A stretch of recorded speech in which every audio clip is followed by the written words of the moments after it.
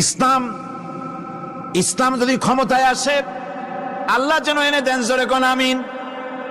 ইসলাম যদি ক্ষমতায় এসে যায়, রব্বুল আলামিন তাফসীরে মাহফিল কোরআন সামনে নিয়ে আশা করে তোমার দরবারে দোয়া করি, এই বিশাল জনসমুদ্রের দোয়া কবুল করো মাবুদ গো, এই বাংলাদেশকে ইসলামের দেশ বানাইয়া দাও। দেশটা যদি ইসলামের হয়ে যায়, আইন যদি আল্লাহর হয়, শাসন যদি সৎ লোকেরা করে, রব্বুল আলামিন কোরআন শরীফে বলেন, তাহলে তারা 4টা কাজ করবে। আল্লাযীনা মাক্কান্নাহুম ফিল আরদ আকামুস সালাতা ওয়া আতাউজ যাকাত ওয়া আমারু বিল মা'রুফি ওয়া নাহাউ আনিল মুনকার। মুমিনেরা ক্ষমতায় এসে প্রথম যে কাজটা করবে, প্রথমে ক্ষমতা এসেই নামাজ বাধ্যতামূলক করবে। প্রথম কি? ওয়াজ নসিহতে অনুরোধ করা হবে না, বাবাজিরা আল্লাহর রাস্তায় নামাজটা পড়ে না। রেডিও এবং টেলিভিশনের মাধ্যমে রাষ্ট্রপ্রধান অর্ডার করে দিবেন, আজ থেকে বাংলাদেশের 12 কোটি তাওহীদি জনতা, নারী পুরুষ যারা আকেল বালিগ, সকলের জন্য নামাজ বাধ্যতামূলক, নামাজ পড়তেই হবে। এটা অর্ডার।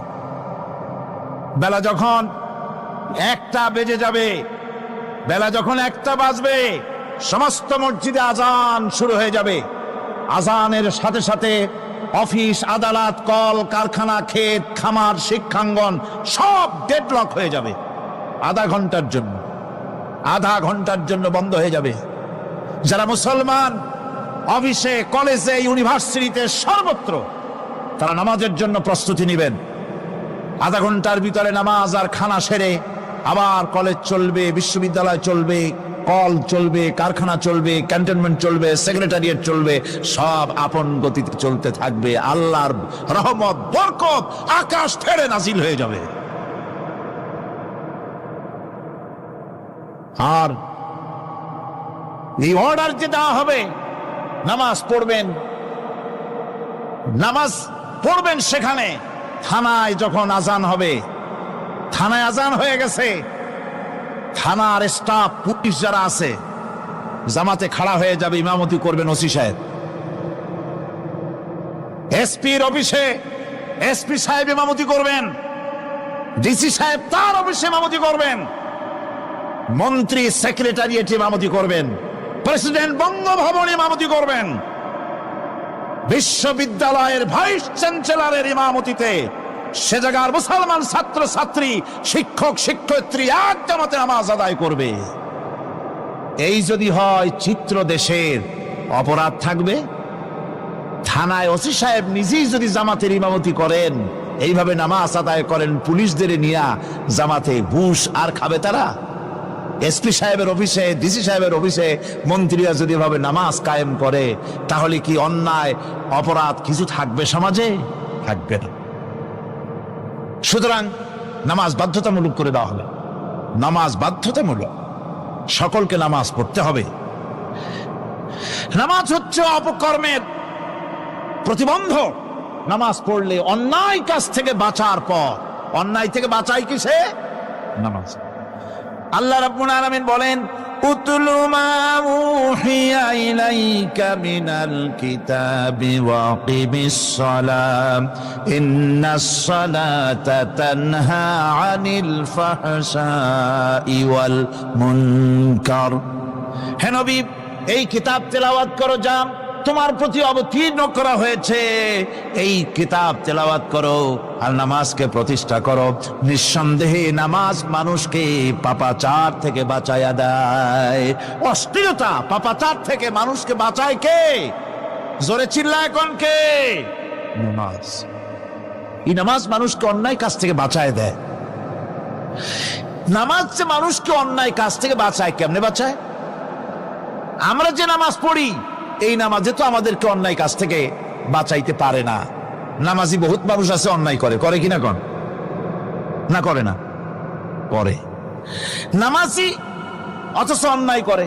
আর আল্লাহ বলছেন নামাজিকে, নামাজ তাকে অশ্লীলতা থেকে ফিরায়। তাহলে কথা কারটা ঠিক? আল্লাহটা। জোরে বলেন কারটা ঠিক? অবশ্যই আমার আল্লাহর কথা হক।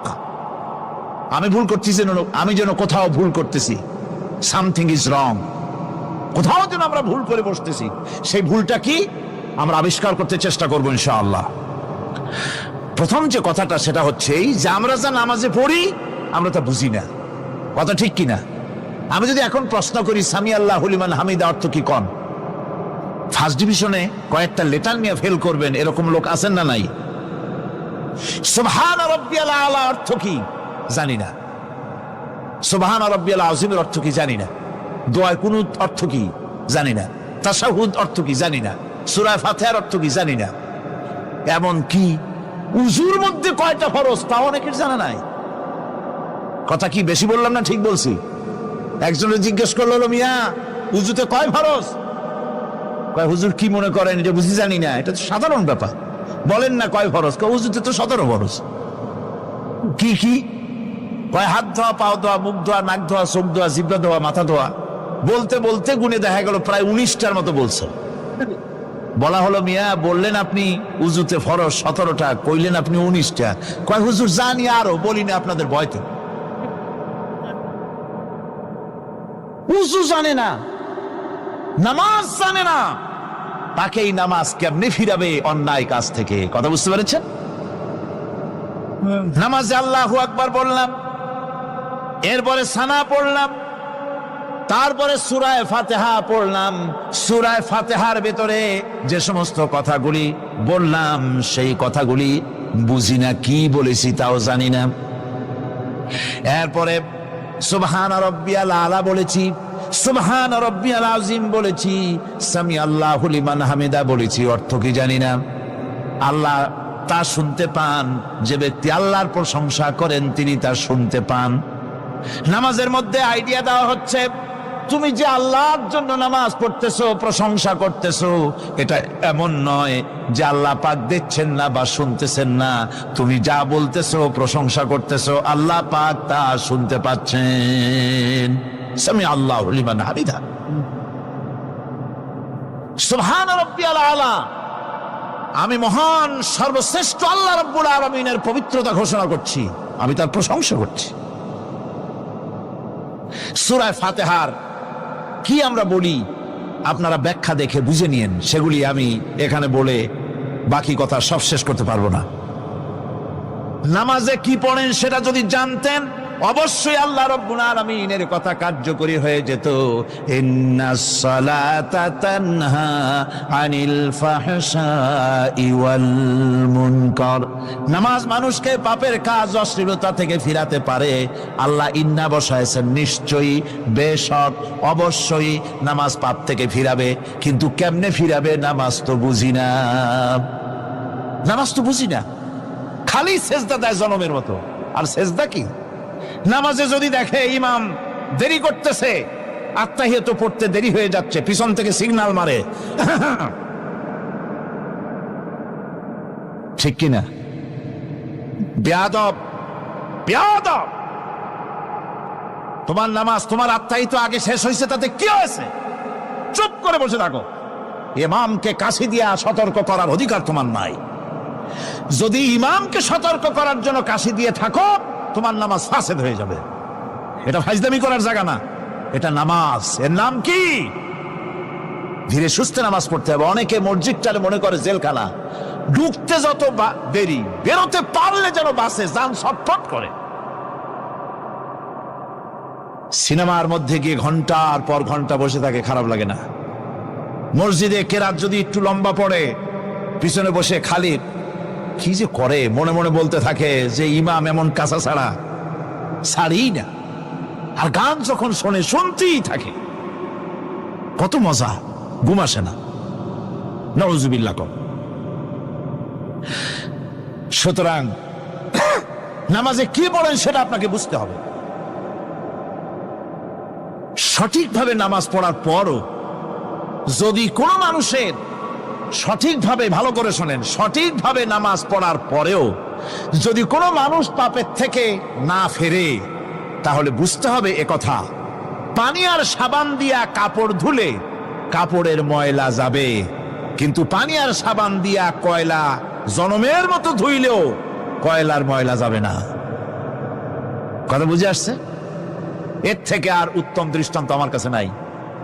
নামাজ পড়ার পরেও যদি চরিত্র ভালো না হয়, বুঝতে হবে নামাজ হচ্ছে না, কাঙ্ক্ষিত মানের নামাজ আদায় হচ্ছে না।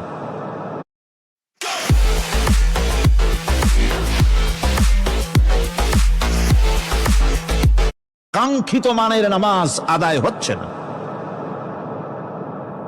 আল্লাহর নবী বলেছেন, যার নামাজ পাপ কাজ হতে ফিরাতে পারল না, তার নামাজ নামাজি নয়। আবার শুনুন, রাসূল বলছেন, যার নামাজ তাকে পাপের কাছ থেকে ফিরাতে পারল না, তার নামাজ নামাজ নয়। ওটি নামাজ হয় নাই, যার জন্য তার পাপ থেকে তারে ফিরাইতে পারছে না।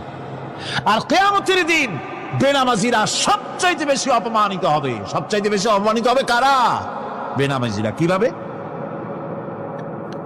ইয়াউমা ইউকশাফু আন সাকিন ওয়া ইউদআউনা ইলাস সুজুদি ফালা ইস্তাতিউন। সেদিন কঠিন সময় আল্লাহ রাব্বুল আলামিন লোকদেরকে সিজদা করার জন্য বলবেন, কিন্তু যারা বেনামাজি ছিল দুনিয়ায়, তারা সিজদা দিতে পারবে না। বলেন নাউযুবিল্লাহ। অবস্থাটা কি হবে? খাশিআতান আবসারুহুম তারহাকুহুম যিল্লাহ। তাদের দৃষ্টি নিচু হবে, লাঞ্ছনা এবং অপমান তাদের উপরে চেপে বসবে, সিজদা দিতে পারবে না। আল্লাহ আমাদেরকে ক্ষমা করুন। কিয়ামতের দিন হযরত আদম আলাইহিস সালাম থেকে শুরু করে পৃথিবীর সমস্ত মানুষের সামনে আল্লাহ রাব্বুল আলামিন সিজদা করার জন্য অর্ডার করবেন। যারা নাকি বেনামাজি, ওরা আল্লাহর দরবারে সেদিন সিজদা দিতে পারবে না, লাঞ্ছিত অপমানিত হবে। জোরে কোন নাউযুবিল্লাহ।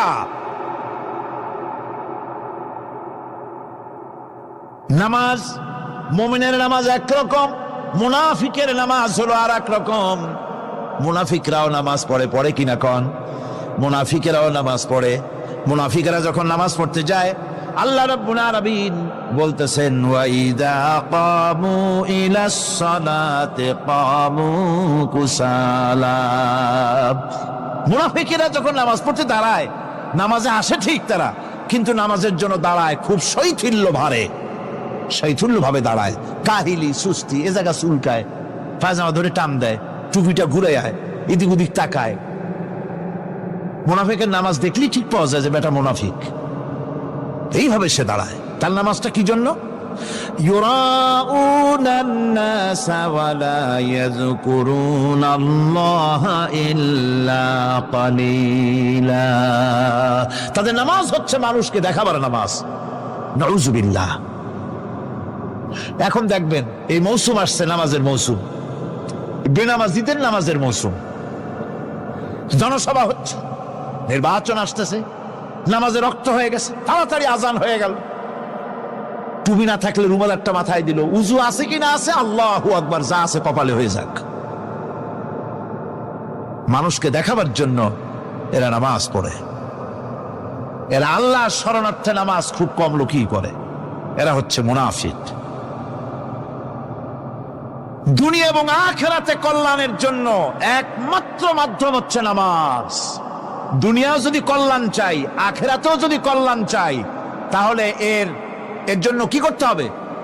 কি করতে হবে? আমার কথা নয়, আল্লাহ রাব্বুল আলামিনের কথা শুনুন। রব্বুল আলামিন বলেন, ক্বাদ সালাহাল মুমিনুন আল্লাযীনা হুম ফি সালাতিহিম খাশিউন ওয়াল্লাযীনা হুম লিয-যাকাতি ফাঈলুন ওয়াল্লাযীনা হুম লিফুরুজিহিম হাফিজুন। নিশ্চিতভাবে সেই সব মুমিন কল্যাণ লাভ করবে, নিশ্চিতভাবে। তারা হচ্ছে ওই সব লোক যারা নিজেদের নামাজ ভীতি মিশ্রিত, বিনয় ভাবে, ভীতি মিশ্রিত অবস্থায় বিনয়ের সাথে যারা নামাজ আদায় করে, যারা বেহুদা কাজ থেকে বিরত থাকে, যারা যাকাতের পন্থায় কর্মতৎপর হয়, আর যারা নিজের লজ্জাস্থানকে হেফাজত করে,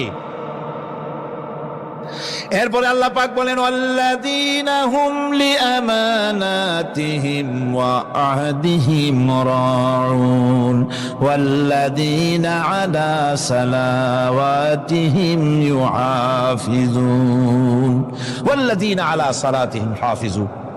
আর যারা তাদের আমানতকে পূর্ণ করে, আমানত এবং তাদের ওয়াদা চুক্তি পূর্ণ করে, এবং যারা নিজেদের নামাজ সমূহকে পূর্ণভাবে হক আদায় করে নামাজ পড়ে, নামাজের যারা হেফাজত করে, এরা কারা?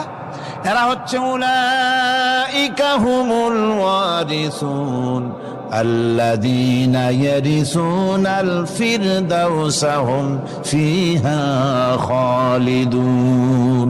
এরা হচ্ছে সেই সব লোক, এরা উত্তরাধিকার হচ্ছে জান্নাতের উত্তরাধিকার, জান্নাতুল ফিরদাউসে আল্লাহ রাব্বুল আলামিন এই গুণ বিশিষ্ট লোকদের জন্য জায়গা করে দিবেন। জোরে কোন সুবহানাল্লাহ।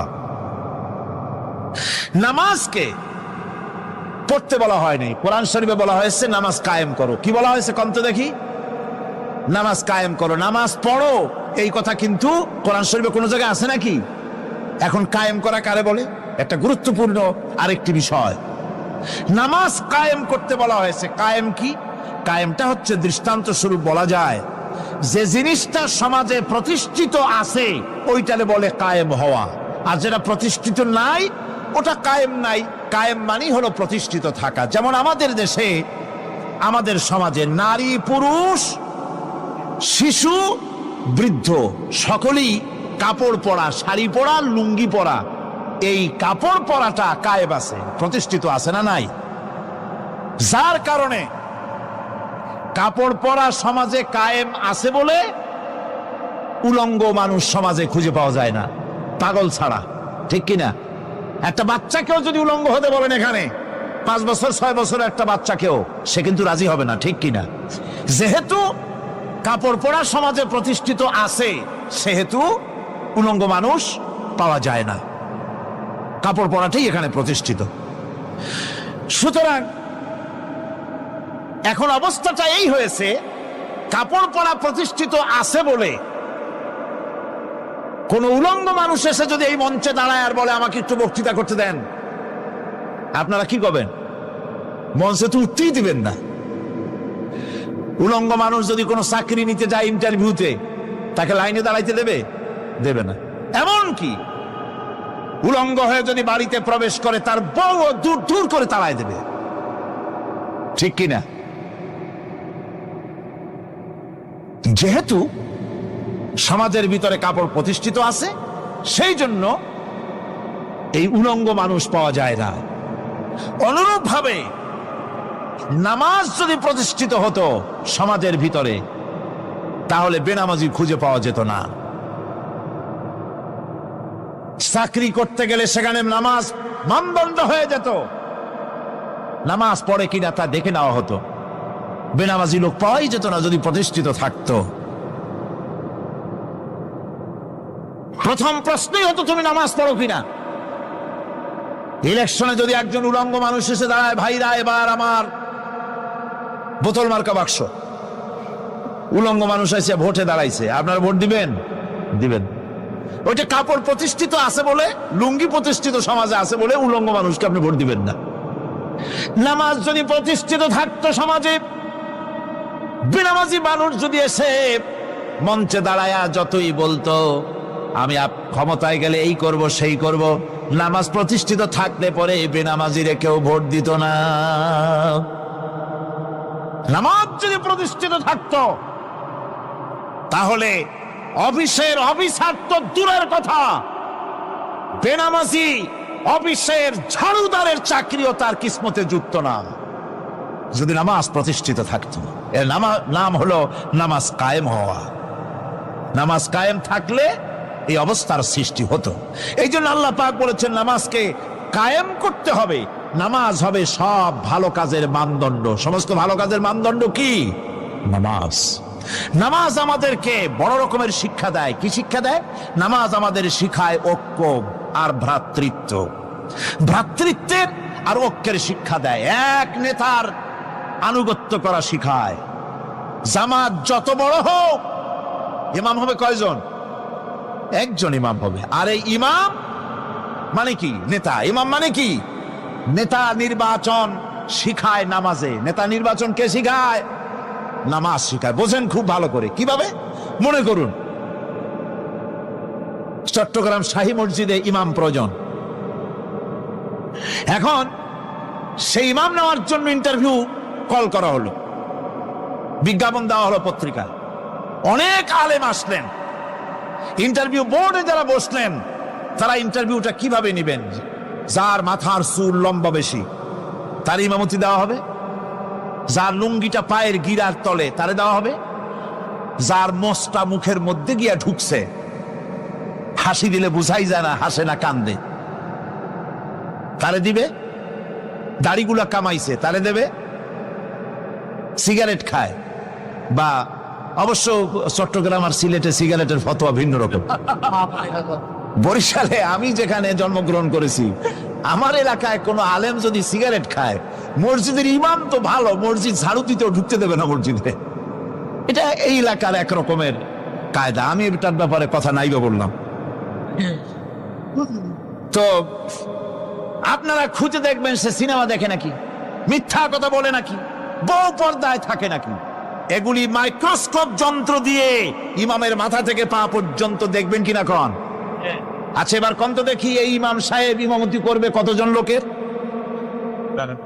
500, 1000। শাহী মসজিদে ধরেন 5000 লোক হইল। 5000 লোক, 5000 লোকের ইমাম নির্বাচনের সময় পা থেকে শুরু করে মাথা পর্যন্ত দেখেন, এমনকি বউ পর্যন্ত। বৌমনি আনিয়ে দেখেন না, পর্দা থাকে কিনা এইটা আপনারা দেখেন, ঠিক কিনা? এ খবরটা নেন। 5000 লোকের একটা ইমাম বানাতে গিয়ে মাইক্রোস্কোপ যন্ত্র দিয়ে দেখেন মোষ কেমন, দাড়ি কেমন, চুল কেমন, পাও কেমন, হাত কেমন, হাতে নখ লম্বা কিনা, দাঁতে ছাতা কিনা, বউ পর্দায় থাকে কিনা, মিথ্যা কথা কয় কিনা, এত দেখেন। আর যখন নির্বাচন আসে তখন 2.5 থেকে 3 লক্ষ মানুষের জন্য একজন এমপি নির্বাচিত হয়। সেই ইমামকে বাছাই করার জন্য নামাজ পড়ে কিনা, জিনাকার কিনা, মদখোর কিনা, সুদখোর কিনা, ঘুষখোর কিনা, বদমাশ কিনা বাছাই করা হয় না।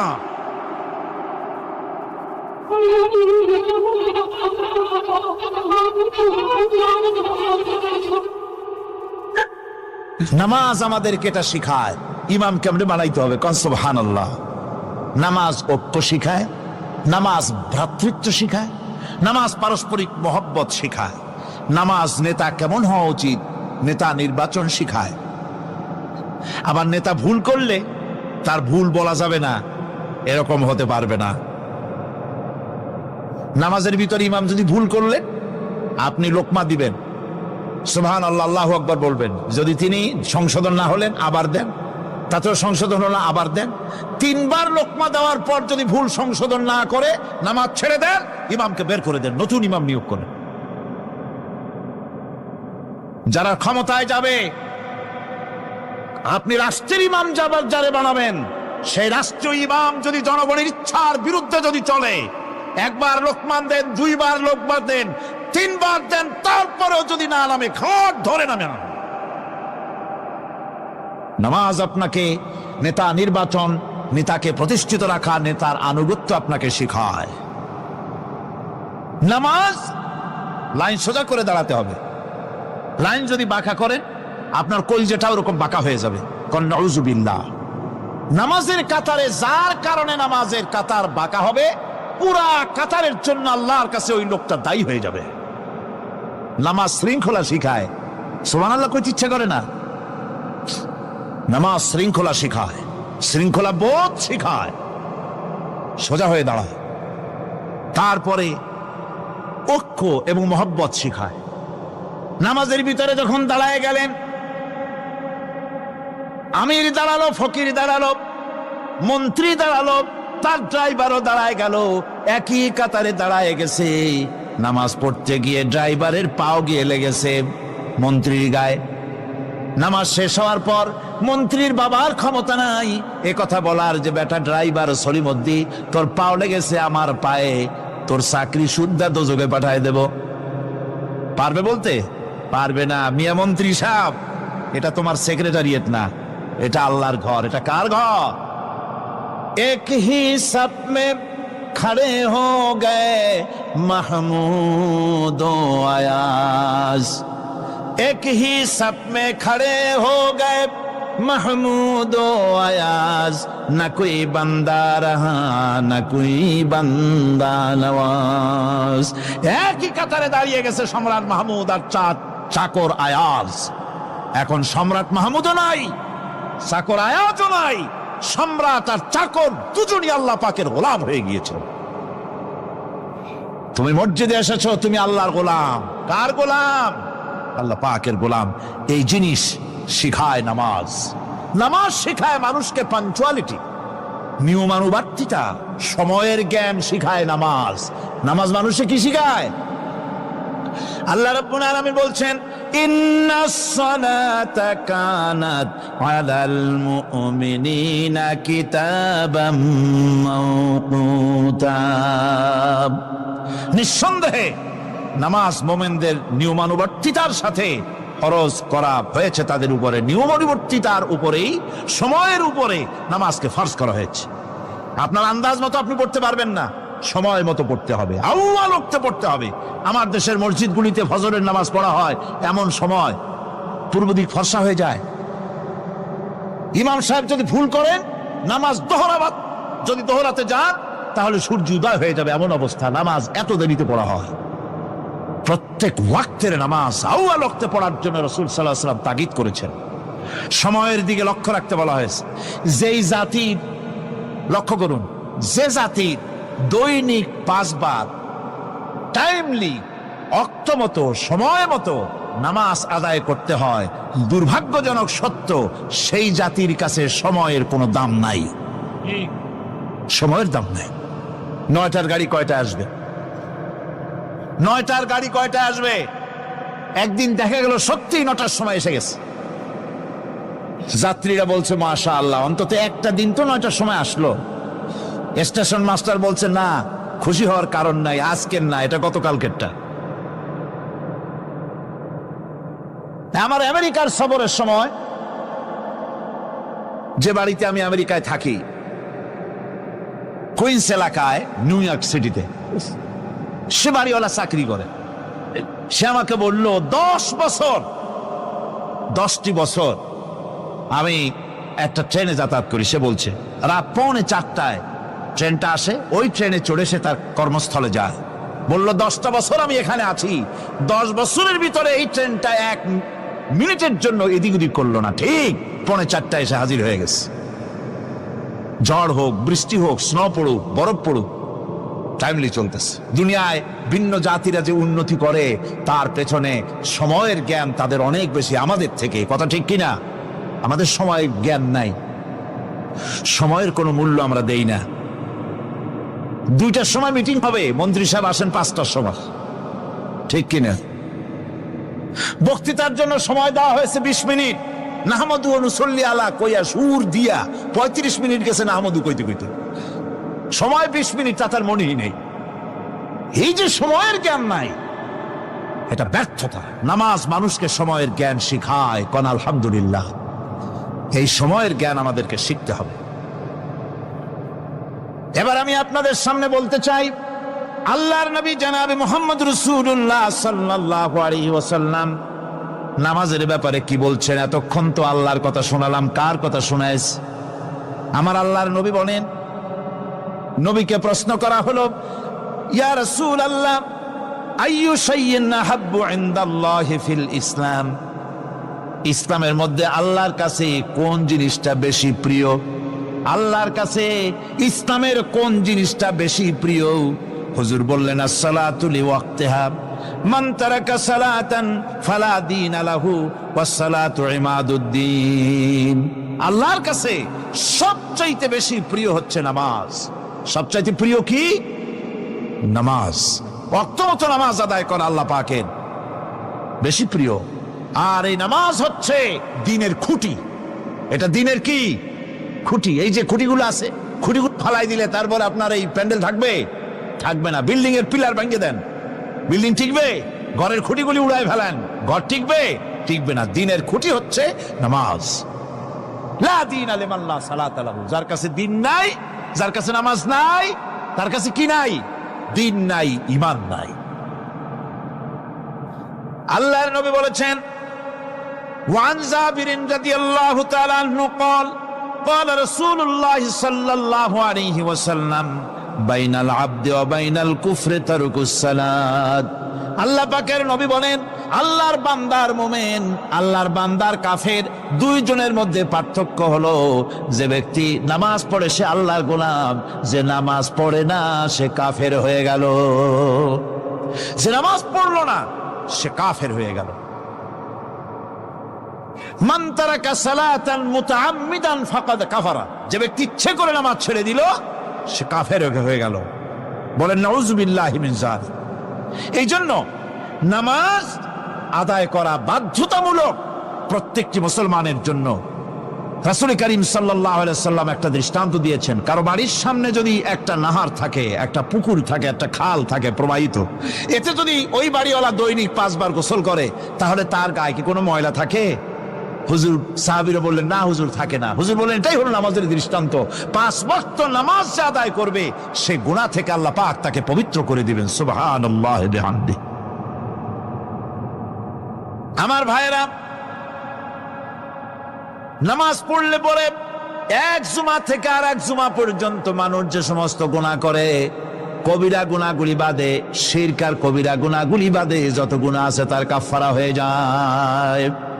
নামাজ যে সঠিকভাবে আদায় করবে, এই নামাজটা একটা কঠিন কাজ। নামাজটা কি কাজ? কে বলতেছেন এ কথা? আল্লাহ পাক। ওয়া ইন্নাহা লাকাবীরাতুন ইল্লা আলাল খাশিঈন।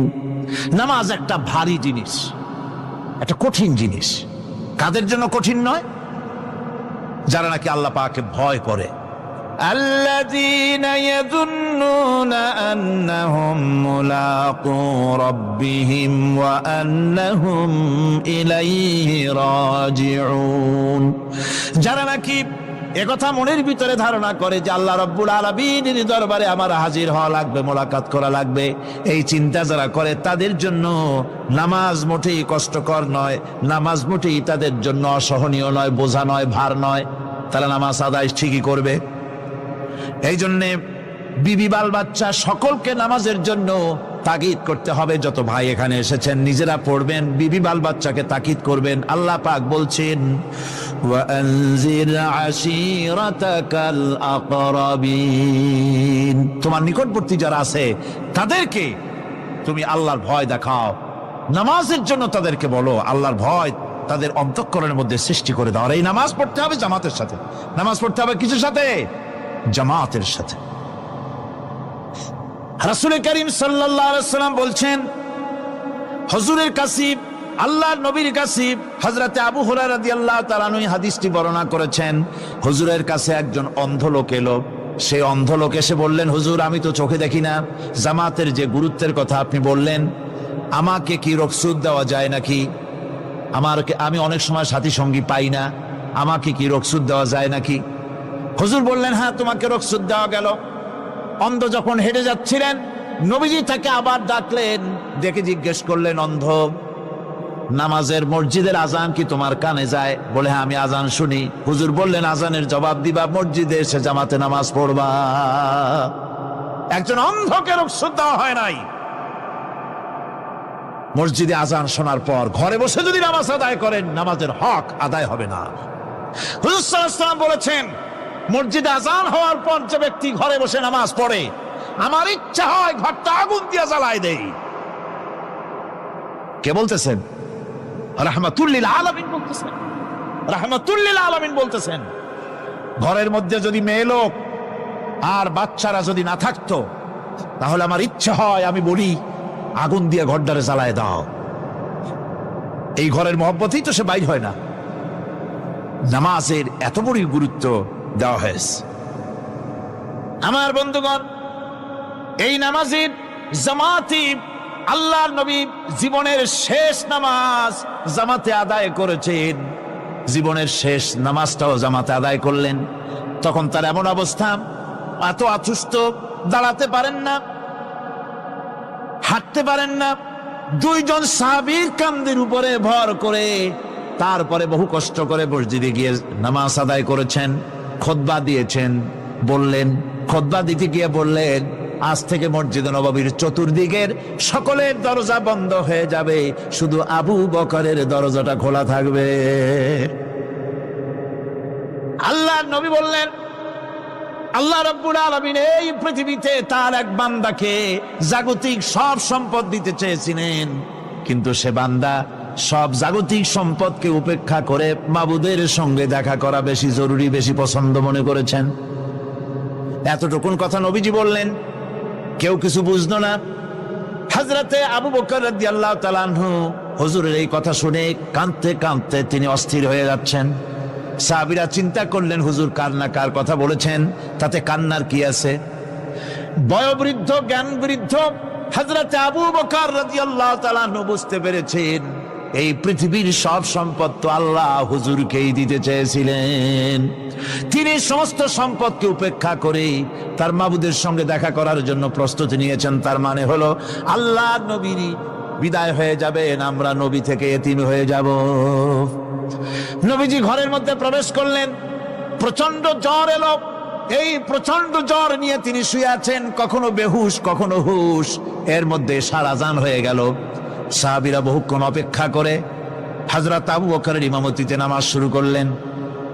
হুজুরের হুশ এলো, প্রশ্ন করলেন, আয়েশা রে এখন কোন সময়? হযরত আয়েশা বলেন, ইয়া রাসূলুল্লাহি মসজিদে নববীতে নামাজ শুরু হয়ে গেছে। সাহাবীরা অনেকক্ষণ অপেক্ষা করে আমার বাবার ইমামতিতে নামাজ পড়তেছে সবাই, কিন্তু সাহাবীরা কেঁদে কেঁদে নামাজের মধ্যেই কাঁদতে কাঁদতে অস্থির হয়ে যাচ্ছে। তাদের মনের ধারণা হয়েছে নবীজির পেছনে নামাজ পড়ার কিসমত থেকে তারা মাহরুম হয়ে গেল। নবীজি বলেন, আয়েশা দরজা খুলে দাও আর আমার মাথাটা একটু উঁচু করে ধরো, আমি একটু নামাজের দৃশ্যটা দেখি। দরজা খুলে দেওয়া হলো, নবীজির মাথা উঁচু করে ধরা হলো।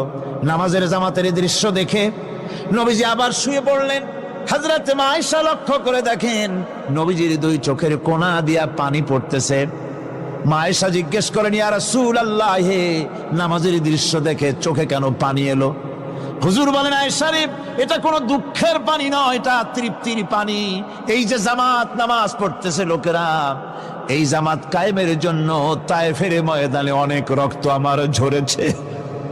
উহুদের ময়দানে দান্দান মুবারক শহীদ হয়েছে, সাহাবায়ে কেরাম জীবন দিয়েছে। এই যে জামাত আমি দেখতে পেলাম, ভবিষ্যতের একটা ছবি যেন চোখে ধরা পড়লো। আমার মনে হলো কিয়ামত পর্যন্ত এই পৃথিবীতে আমার যত উম্মত আসবে তারা এইভাবে করে জামাতে নামাজ আদায় করবে। নবীজি মাথার কাছে মালাকুল মউত যখন এসে গেছেন, আমার ভাইরা এই পৃথিবীতে যত নবীরা এসেছিলেন মৃত্যুর সময় সমস্ত নবীরা শেষ কথা যেটা বলেছেন হাদিস, সমস্ত নবীরা উম্মতের জন্য মৃত্যুর মুহূর্তে শেষ কথা যেটা বলেছেন সেটা হলো আসসালাত আসসালাত, নামাজ নামাজ। আমার নবী যখন বিদায় হয়ে যান, বিদায় মুহূর্তে মেয়ের কথা বললেন না, কলিজার টুকরা নাতির কথা বললেন না, জামাইয়ের কথা বললেন না, স্ত্রীর কথা বললেন না, মৃত্যুর সময় শেষ কথা বললেন আসসালাত আসসালাত ওয়া মা মালাকাত আইমানুকুম, নামাজ নামাজ, আমার উম্মতেরা নামাজ, আমার উম্মতেরা নামাজ ছেড়ে দিও না, নামাজ। যেই নবী উম্মতের জন্য এত কাঁদলেন, নামাজের জন্য এত কথা বলে গেলেন, আল্লাহ রাব্বুল আলামিন নামাজের জন্য এত নির্দেশ করলেন, নবীজি ইন্তেকালের সময় নামাজের কথা বলে দিলেন, সেই মুসলমান আজ নামাজ আদায় করে না, নামাজ পড়ে তো নামাজ শুদ্ধ হয় না। হযরতে হুযায়ফা রাদিয়াল্লাহু তাআলা আনহু তিনি একবার ইয়েমেন সফর করেছিলেন, এক মসজিদে নামাজ পড়লেন। একজনকে তিনি নামাজ পড়তে দেখলেন, নামাজ পড়তে দেখে তিনি অপেক্ষা করলেন। লোকটার নামাজ হয়ে যাওয়ার পর তিনি প্রশ্ন করলেন, আল্লাহর বান্দা তুমি কতদিন এরকমের নামাজ পড়তেছ? তিনি বললেন, প্রায় 40 বছর তো হবে আমি এরকম নামাজ পড়তেছি। হযরতে হুযায়ফা বলেন, তুমি কি আমারে চেনো? কয় না, চিনি না। হযরত হুযায়ফা বললেন, আল্লাহর বান্দা শোনো, আমি হচ্ছি আল্লাহর নবী মুহাম্মদুর রাসূলুল্লাহ সাল্লাল্লাহু আলাইহি সাল্লামের সাহাবী হুযায়ফা। ও আল্লাহর বান্দা, তুমি যেভাবে নামাজ পড়েছ এইরকম যদি 40 বছর নামাজ পড়ে থাকো, আল্লাহর কসম করে বলি, নবীজি যে নামাজ শিখাইছেন তোমার সে নামাজ হয় নাই। রাসূলুল্লাহ নামাজ হয় নাই, নামাজ পড়লেই হবে না। রাসূলুল্লাহ বলেছেন, সাল্লু কামা রাআইতুমুনি উসাল্লি, নামাজ পড়ো সেইভাবে যেভাবে আমারে পড়তে দেখো। বিশ্বাস করুন ভাইরা, নামাজ যদি না হয়, হরতাল করিয়া, মিছিল করিয়া, বিক্ষোভ করিয়া, যে কোনো আন্দোলন করে ইসলামকে বিজয়ী করা যাবে না যতক্ষণ পর্যন্ত নামাজ সহি না হবে। নামাজ হচ্ছে ফাউন্ডেশন, নামাজ নাই কিচ্ছু নাই। ঠুকঠাক করে 2টা সেজদা দিয়ে উঠে যাবেন, আপনার ইসলামী আন্দোলনের 4 পয়সার দাম নাই। নামাজ আগে, জিহাদের ময়দানেও নামাজ, যেখানে আছেন ওখানেই নামাজ পড়তে হবে, আর তা পড়তে হবে আদবের সাথে, মুহাব্বতের সাথে। অন্তত 1 তাসবিহ পরিমাণ তো বটেই। যদি তা না হয়, রুকুর থেকে দাঁড়ালেন, সেজদায় চলে গেলেন, ওয়াজিব তরক হলো। সেজদা দিলেন না, নামাজ ফাসেদ হয়ে গেল, নষ্ট হয়ে গেল নামাজ। এটা পাগলামি না। নামাজ সহিভাবে আদায় করতে হবে। নামাজ থেকে দাঁড়াবেন, রুকুর থেকে দাঁড়ায় গেলেন, বলবেন রব্বানা লাকাল হামদ, রব্বানা লাকাল হামদ হামদান কাসীরান তাইয়িবান মুবারাকান ফিহি। একজন সাহাবী এই দোয়াটা পড়ছিলেন। নামাজ শেষ করে আল্লাহর নবী প্রশ্ন করলেন, নামাজের ভিতরে অতিরিক্ত এই কথাগুলি কে বলেছো? সাহাবী ভয় পেয়ে গেলেন। ভয় ভয় তিনি বললেন, হুজুর আমি বলেছি। হুজুর বললেন, তুমি জানো না আমি নবী, তুমি নবী না, আমি যা দেখি তুমি দেখতে পাও না। তুমি যখন এই দোয়াটা পড়তেছিলে, আমি লক্ষ্য করেছিলাম আল্লাহর রহমতের ফেরেশতারা প্রতিযোগিতা করতেছিল তোমার আমল নামায় কে কত বেশি নেকি লিখবে। রুকুতে দাঁড়ায়া এটা পড়বেন, সেজদায় চলে যাবেন, 2 সেজদার মাঝখানে ততক্ষণ বসে থাকবেন যতক্ষণ একটা সেজদার ভিতরে ছিলেন। পড়বেন আল্লাহুম্মা গফিরলি ওয়ারহামনি ওয়াহদিনি ওয়াআফিনি ওয়ারযুকনি। নামাজের মধ্যে দোয়া করতেছেন, আল্লাহ আমারে ক্ষমা করে দাও। সব দোয়া সব হুজুরের। আমাকে ক্ষমা করো, আমাকে হেদায়েত দাও, আমাকে সুস্থ করো, আমাকে রহম করো, আমাকে রিজিক দাও। কও সুবহানাল্লাহ। নামাজের ভিতরে দোয়া কবুলের সময়, নামাজের সেজদার ভিতরে দোয়া কবুল হয়। এইভাবে করে রাসূল করিম সাল্লাল্লাহু আলাইহি ওয়াসাল্লামের নামাজটা কেমন, হাক্কানি উলামাদের কাছ থেকে জেনে নেবেন। যেহেতু হুজুর বলেছেন সাল্লু কামা রাআইতুমুনি উসাল্লি, নামাজ পড়ো সেইভাবে যেভাবে আমাকে পড়তে দেখো। নামাজের ভিতরে একাগ্রতা লাগবে, ভালোবাসা লাগবে, ভয় লাগবে, মুহাব্বত লাগবে। পরিপূর্ণ সময় নিয়ে শান্তিপূর্ণভাবে নামাজ পড়তে হবে। আর যত তাড়াহুড়া সব হচ্ছে নামাজের মধ্যে, ঠিক কিনা ভাইরা? রাসূল করিম সাল্লাল্লাহু আলাইহি ওয়াসাল্লামের যে নামাজ, হুজুর যেভাবে নামাজ পড়েছেন, হাদিসে যা পাওয়া যায়, হাদিসে বুখারীতে সব আছে, দেখে নেবেন, সেইভাবে নামাজটা আদায় করে নেবেন। কিয়ামতের দিন আল্লাহ রাব্বুল আলামিন সর্বপ্রথম বান্দাকে প্রশ্ন করবেন কি? বুখারী শরীফে এসেছে, আন আবি হুরায়রা রাদিয়াল্লাহু তাআলা قال سمعت رسول الله صلى الله عليه وسلم يقول إنما يحاسب به العبد يوم القيامة من عمله صلاته। বুখারী শরীফের হাদিস। আল্লাহ রাব্বুল আলামিনের নবী বলেন, হযরত আবু হুরায়রা হাদিস খানা বর্ণনা করেছেন, তিনি বলেন যে আমি রাসূলের মুখে শুনেছি কিয়ামতের দিন আল্লাহ রাব্বুল আলামিন সর্বপ্রথম তার বান্দার কাছে প্রশ্ন করবেন, বান্দা নামাজ আদায় করেছিলি কিনা? নামাজ সর্বপ্রথম প্রশ্ন। যেরকম সর্বপ্রথম প্রশ্নটা কি? নামাজ। এই নামাজ আপনার বাচ্চাদেরকে যখন 7 বছর বয়স হবে নামাজের হুকুম করবেন। 10 বছরে নামাজ না পড়লে প্রহার করতে বলা হয়েছে।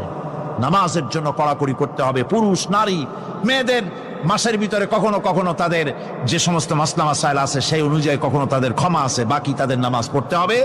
আর পুরুষের জন্য পাগল হয়ে যাওয়া, বেহুশ হয়ে যাওয়া ছাড়া নামাজ মাপ নাই, নামাজ পড়তেই হবে। এই যে নামাজ না হলে ইমান থাকবে না, ইমান নষ্ট হবে, কিয়ামতে জাহান্নামে যাওয়া লাগবে। এসব কথা শোনার পর আজকের তাফসীরুল কোরআন মাহফিলে আমরা কি ওয়াদা করতে পারি যে আমরা মালাকুল মউত যতক্ষণ পর্যন্ত আমাদের মাথার কাছে না আসবে নামাজ ছেড়ে দেব না? এই ওয়াদা কি করতে পারি? 2 হাত উঁচু করুন, বলেন ইয়া আল্লাহ, আমি তোমার নামে শপথ করছি, যতদিন মালাকুল মউত আমার মাথার কাছে না আসতেছে, ততদিন পর্যন্ত ফরজ নামাজ, ফরজ রোজা ছেড়ে দেব না। ইয়া আল্লাহ, মৃত্যু পর্যন্ত আমার এই ওয়াদা পালনের তৌফিক আমাকে দান করো। আমিন।